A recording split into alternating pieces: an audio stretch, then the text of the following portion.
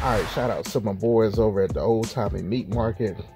I went with the point, so let's go ahead and get this bad boy open.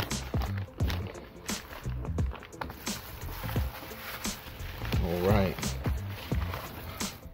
and then let's see here. So you got some, you know, some hard fat that we're gonna have to cut off because it won't render down. And then while you're trimming it, you want to make sure, you know, that this is nice and, you know, on the colder side so you don't cut yourself. So as you can see there, that won't render down. That's a nice thick piece of fat there. So we'll go ahead and continue to make our trims and then trim this bad boy up. And this is pretty much all the fat that was trimmed off of that point of the brisket there. And you can see, you know, just fat that won't render down when you're cooking. So that's, you know, some thick fat. And then when you're trimming, you just make sure that your brisket is cold, right? So you don't want to, you know, have a warm brisket and then that fat starts to, you know, get a little bit soft and then you cut yourself. So we all right, so we got that thing trimmed up. Let's go ahead and season that bad boy. And then we're gonna let this thing get up to room temperature, and then we're gonna put that thing on the smoker. So, you know, I got this Southern Longhorn beef rub, right? And we just gonna, you know, season that thing real good.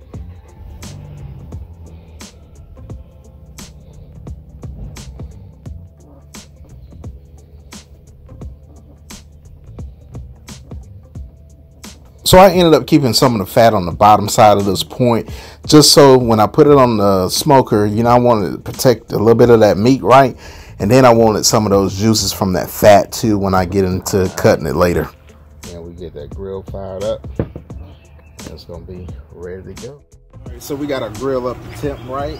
About to put this thing on 250. And we're gonna let this thing smoke for a little minute.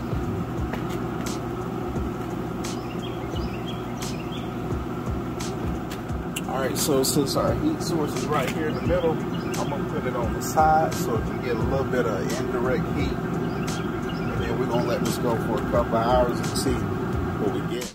All right, so this has been going for a couple of hours. So now I'm gonna tell you what I'm using, right? So I'm using a blend of cherry, apple, and maple, you know, pellets. And again, cherry is gonna give you that color that you're looking for, and then apple and maple is going to give you that flavor. So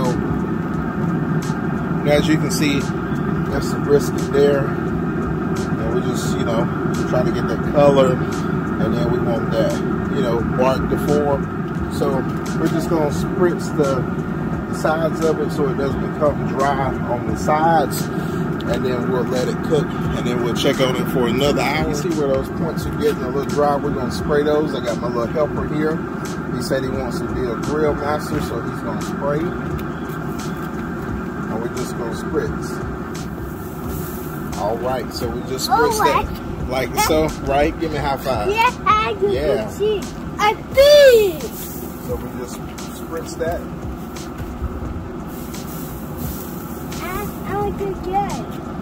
And then we'll let it cook a little bit more. We'll check on the next hour. So it's been about another hour that we've been smoking this meat, right? So we're gonna check it out.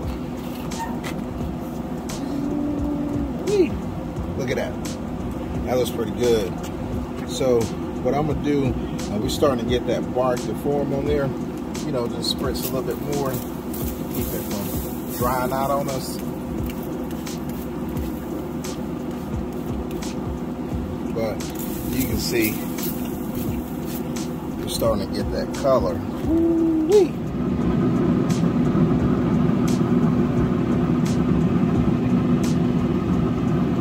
All right, so this brisket point's been smoking a little bit over 4 hours, and we got our desired, you know, temp of 160 that I was looking for. But more importantly, the bark on this bad boy is where we want it to be. So we're gonna take it out. You can see some cooling had started to occur, but we're gonna take it out. And then you can see that right there, right?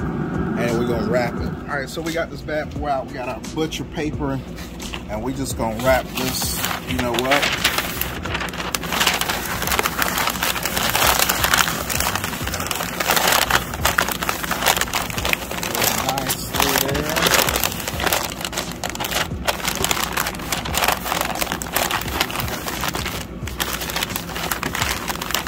then just know where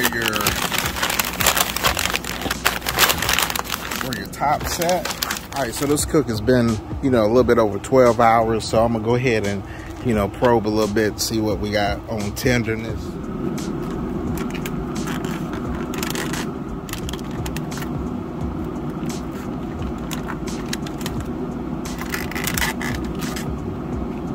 All right, so we're gonna get this bad boy in this cooler. All right, there we go. Throw it in the cooler, let that thing rest for about an hour, come back, cut it up. All right, so here's the moment of truth. So we got this bad boy out the smoker, right? It's been smoking for a while. Look at that. All right, let me throw this away.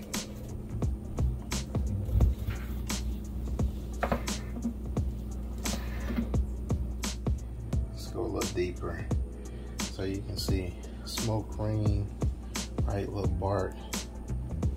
And then I'm gonna cut a little thin slice. So I can cut those kind of thick there.